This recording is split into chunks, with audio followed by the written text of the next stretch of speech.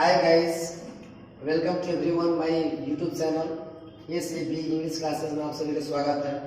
आज मैं लेकर आया हूँ फिर नेक्स्ट वीडियो।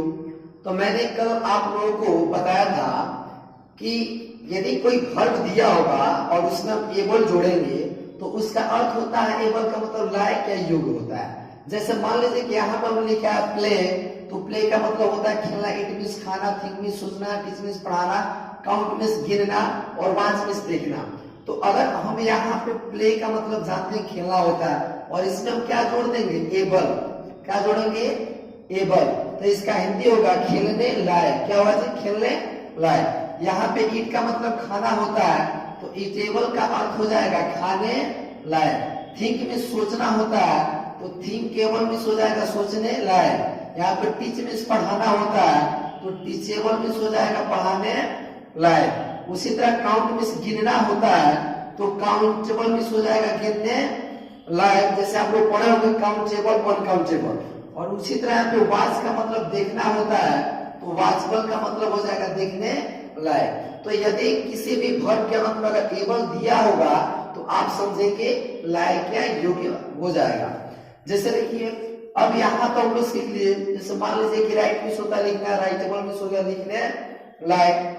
जैसे कि ड्रिंक मिस हो गया पीना और ड्रिंकेबल मिस हो गया पीने लायक। जैसे आप लोग कहना हो कि पानी पीने लायक है तो आप बोल सकते हो दिस वाटर इज ड्रिंकेबल। अगर मान लो आप लोग बोलते हैं कि यार ये मूवी जो है धूम 3 देखने लायक मूवी है तो बोल सकते हैं धूम 3 इज वॉचेबल, है ना जी। अगर आपको कहना हो कि यार कलम लिखने लायक हो तो आप इंग्लिश में बोल सकते हैं दिस पेन इज राइटेबल। अगर आपको कहना हो कि यह सेब खाने लायक है तो आप बोल सकते हो कि दिस एप्पल इज ईटेबल।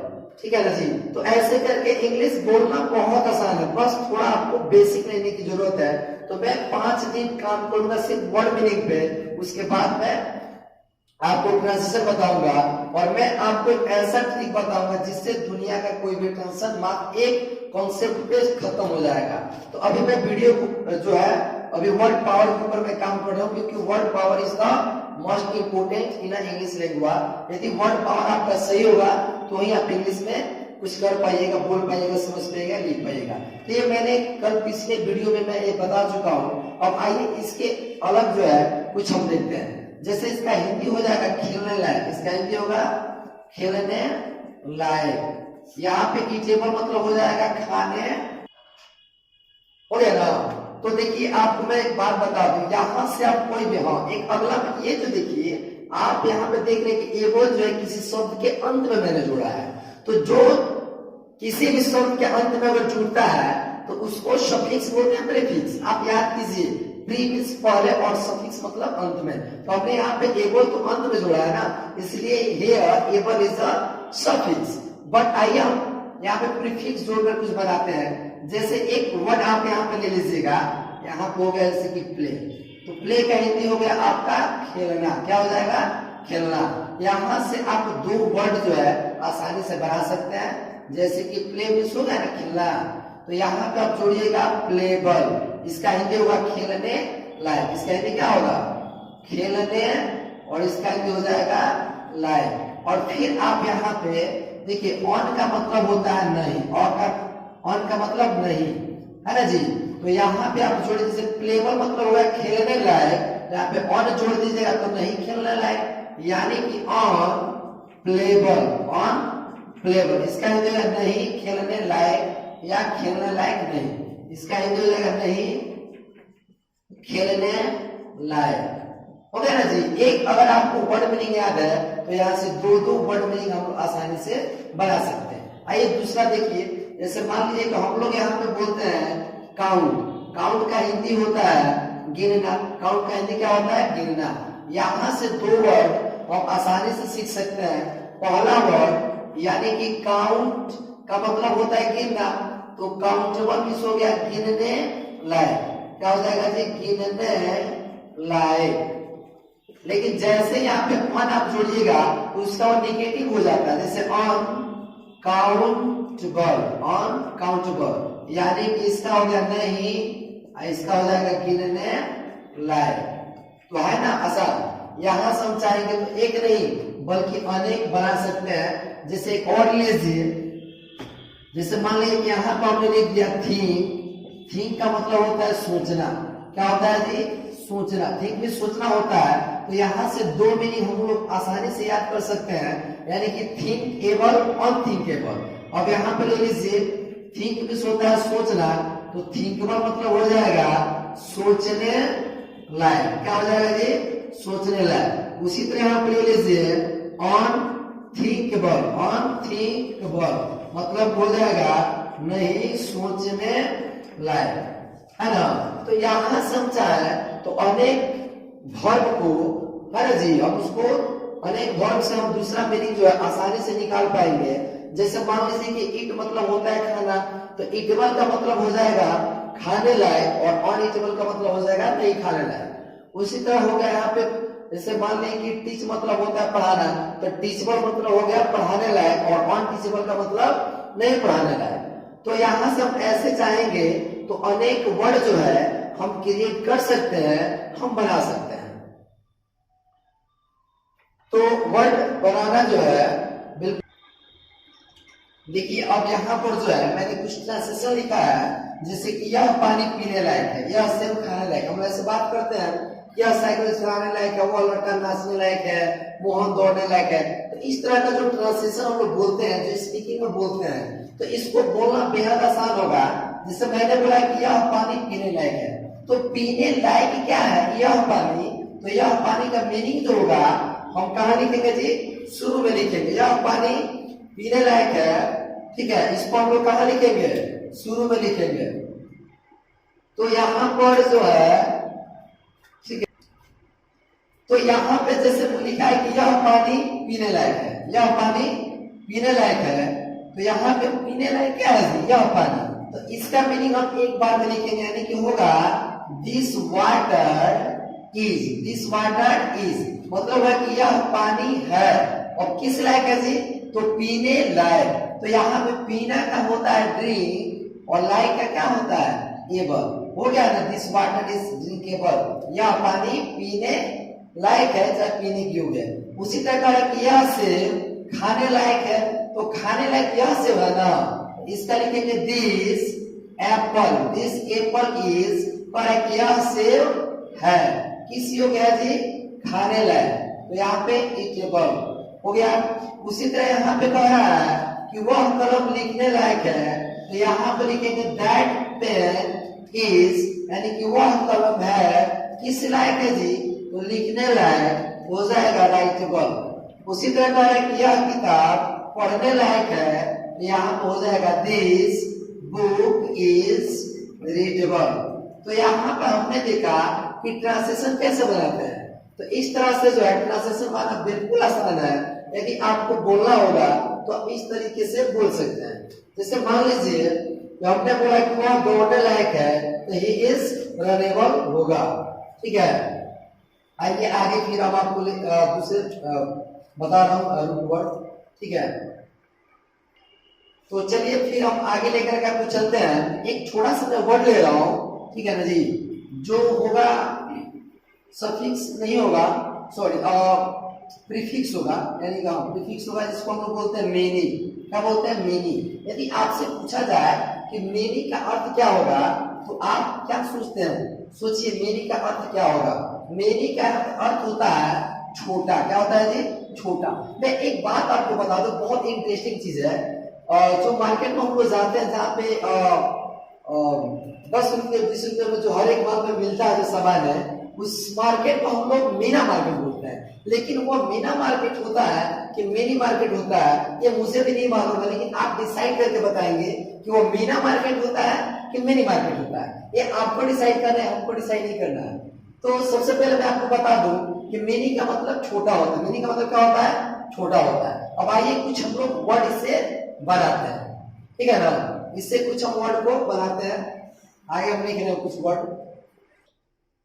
तो चलिए मैं आपके लिए लेकर आऊं। फिर यहाँ पे हमने लिखा है कि मेनी। तो मेनी का अर्थ बाबू होता है यहाँ पे छोटा।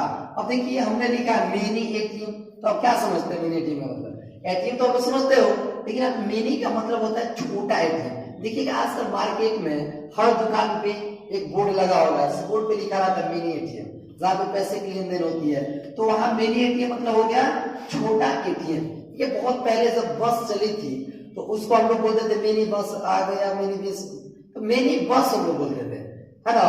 तो यहाँ पे मिनी का मतलब होता है छोटा और बस का मतलब होता है बस, यानी कि छोटे बस को मिनी बस कहा गया है। छोटा शहर को हम लोग क्या बोल सकते हैं, मिनी सिटी बोल सकते हैं। देखिए मिनी मोबाइल भी होता है, एक छोटा छोटा सा मोबाइल आया होगा, देखिएगा 500-700 रुपये मिलता है, जिसको हम लोग कहीं भी रख सकते हैं, छुपा सकते हैं, रख सकते हैं, जो ज्यादातर जो होता है वो कपल्स के लिए बना है। तो यहाँ पे जो मिनी मोबाइल है यहाँ पे उसका अर्थ होता है छोटा मोबाइल। उसी तरह पे होता है मिनी लैपटॉप, तो छोटा लैपटॉप होगा, एक बड़ा लैपटॉप होता है, एक छोटा लैपटॉप होता है। तो जो छोटा लैपटॉप होता है उसी को हम लोग बोलते हैं यहाँ पे मिनी लैपटॉप, मिनी कंप्यूटर होता है। यहाँ पे आप बताइए मिनी मार्केट होता है कि मीना मार्केट होता है? जो आप बाजार देखते हैं वो एक्चुअल में मिनी मार्केट होता है। वास्तव में उसका अर्थ जो अंग्रेजी अर्थ होता है वो मिनी मार्केट होता है, क्योंकि वह एक ऐसा मार्केट है जो छोटा होता है, इसमें सारी तरह की जो है चीजें मिलती है। तो इसका हिंदी जो है आप लोगों को समझ में आ गया होगा और आप लोग आसानी से इसको लिख पाएंगे।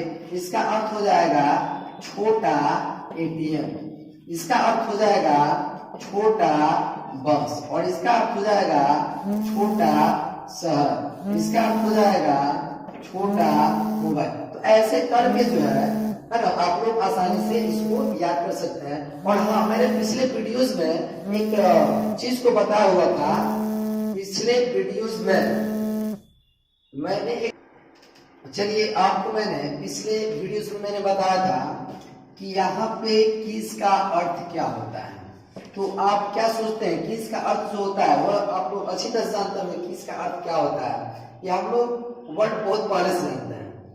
तो यहाँ पे किस का जो अर्थ आप समझ रहे हैं वो होता ही है, लेकिन इसके अलावा जो है यहाँ पे किस का अर्थ होता है चुंबन करना। क्या होता है जी?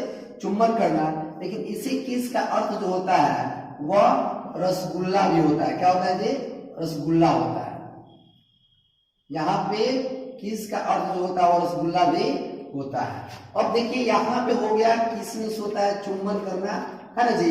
अब यहाँ पे अगर हम बोलते हैं किस तो आप क्या समझेंगे? इसका एक अर्थ हो गया किसर का मतलब कि चुंबन करने वाला। क्या हो जाएगा जी? चुंबन करने वाला। जैसे लोग बोलता है इमरान हाशमी इमरान हाशमी जो है एक बहुत अच्छा किसर है, मतलब क्या? जो किस करने वाला होगा, जो चुंबन करने वाला होगा उसको किसर बोलेंगे। लेकिन यहाँ पर किसर का मतलब जो होता है वह यहाँ पे चेहरा भी होता है। क्या होता है जी? चेहरा भी होता है। किसर का अर्थ क्या होता है? चेहरा भी होता है। तो ये सारे नए वर्ड हैं, है ना। तो ऐसे भी नए नए वर्ड जो आपको हमेशा मिलता रहेगा। जैसे मैंने पिछले वीडियो में आपसे पूछा था कि चिकन का अर्थ क्या होता है, तो चिकन का अर्थ आप जो समझते हैं कि मुर्गी का बच्चा होता है, चूजा होता है, मीट होता है, तो एकदम आपने सही समझा, क्योंकि उसका अर्थ वही होता है। लेकिन आप समझिए कि एक चिकन जब आप लिखेंगे तो इसका अर्थ क्या होगा? एक मुर्गी का मीट, जब वहां पे चिकन जो होता है वो अनकाउंटेबल है, तो इसके पहले ए तो गलत होगा, ये आप सोचते हैं। लेकिन ऐसा कुछ नहीं है। यहाँ पे अगर ए डालिएगा तो यह वर्ड जो है 100% नहीं बल्कि 110% सही है, लेकिन इसका अर्थ जो होगा कुछ अलग होगा। और इसका अर्थ क्या होगा मैं आपको बता रहा हूँ। लेकिन इससे पहले मैं एक बार अलर्ट कर देना चाहता हूँ कि इस वर्ड को आप कहीं यूज न करें, क्योंकि यह वर्ड जो है कहीं मार भी करा सकता है या कुछ भी करा सकता है। यानी कि यह वर्ड जो है किसके लिए आता है? तो एक यंग गर्ल के लिए आता है। यानी कि ए चिकन उसको बोलेंगे जब कोई एक नौजवान लड़की होगी, उसको हम लोग बोलते हैं ए चिकन। तो ऐसे ऐसे वर्ड होगा, मतलब कोई खूबसूरत नौजवान लड़की होगी तो उसको हम लोग ए चिकन बोल सकते हैं, है ना। तो यहाँ पे अब कोई बोलता है कि हाय ए चिकन चाहे कुछ भी, तो आप यहाँ पे ये ना समझेंगे कि वहां पे मुर्गा मुर्गी की बात की जाए, मतलब किया जा रहा है। इसको याद करना है। देखिए याद करने का बेहतरीन तरीका है, जैसे कि जिस तरह सबको चिकन पसंद है उसी तरह यहाँ पर ए यंग गर्ल भी सबको पसंद है। तो इस तरह से हम चाहे तो बहुत सारा याद कर सकते हैं। जैसे मान लीजिए कि यहाँ पे हम लोग पढ़ते हैं हनी, हम लोग क्या बोलते हैं जी? हनी। तो यहाँ पे हनी का मतलब आप समझते हैं कि शहद होता है, लेकिन यहाँ पर हनी का मतलब जो होता है एक छोटा बच्चा होता है जिसको हम लोग बोलते हैं बेबी। यहाँ पे हनी का मतलब शहद भी होता है, लेकिन उसी हनी का मतलब एक बेबी भी होता है, जहाँ पे हनी जो है एक न्यू वर्ड है, यहाँ पे चिकन जो है एक न्यू वर्ड है। तो ऐसे ऐसे न्यू वर्ड भी आपको हमेशा मिलता रहेगा। आइए एक और वर्ड में आपको बता दूं, यहाँ पे हॉनिस। देखिए हॉनिस जो हमने लिखा हुआ है ये भी 100% सही वर्ड है। अब सोचिएगा सर यहाँ पे हनी अनकाउंटेबल है, तो सर अनकाउंटेबल का अंत में कभी एस नहीं लगता। हाँ मुझे पता है कि अनकाउंटेबल का अंत में कभी एस नहीं लगता। जैसे यहाँ पे आप ले लीजिए वाटर, तो वाटर का मतलब यहाँ पे जो है वो पानी होता है। इस मीनिंग को आप उतार लीजिए कॉपी में या स्क्रीनशॉट लेकर के आप लोग बुक में नोट कर लीजिए। जैसे यहाँ पे वाटर का मतलब होता है पानी, तो ऐसा कुछ नहीं है कि वाटर में कभी एस नहीं आएगा। नहीं मेरे दोस्त, यहाँ पे वाटर में एस आएगा, लेकिन इसका अर्थ जो है कुछ अलग हो जाता है। जैसे इसका अर्थ होता है समुद्र हो जाता है। क्या होता है जी? समुद्र। ठीक उसी तरह यहाँ पे हनी एक अनकाउंटेबल है जिसका अर्थ होता है बेबी, जिसका अर्थ एक और होता है शहर, लेकिन जैसे यहाँ पे हनीज होगा इसका मतलब हो जाएगा GF। हाँ GF। अब यहाँ पे GF का मतलब ये ना समझे ग्रैंडफादर, यहाँ पे GF का मतलब वही होगा जो आप हमेशा समझते आए हैं, जिसको हम लोग बोलते हैं गर्लफ्रेंड। तो आप जो है बस मैं अपने वीडियो के एक पे जो है फिनिश करता हूँ। और हाँ अगर वीडियो अच्छा लगे तो लाइक भी कीजिए, सब्सक्राइब कीजिए, ताकि आपको मैं ऐसे वीडियो लेकर के फिर आता रहूं और आपको कुछ ना कुछ सिखाता रहूं। आपको जब प्रतिदिन एक से बढ़ के एक वर्ड मीनिंग, ट्रांसलेशन, हर एक चीज मतलब एवरी डे जो होगा आपके लिए एक यूनिक होगा, और मैं आपके लिए ऐसे ही वीडियो लेकर के आता रहूंगा। मेरा वीडियो जो भी बनेगा बस 10 मिनट से 12 मिनट का बनेगा, और इसमें जो है आप चाय पीते समय, खाते समय, सोते समय आप पढ़ सकते हैं। ठीक है, तो यदि अच्छा लगे तो लाइक और सब्सक्राइब जरूर करें। थैंक यू, धन्यवाद।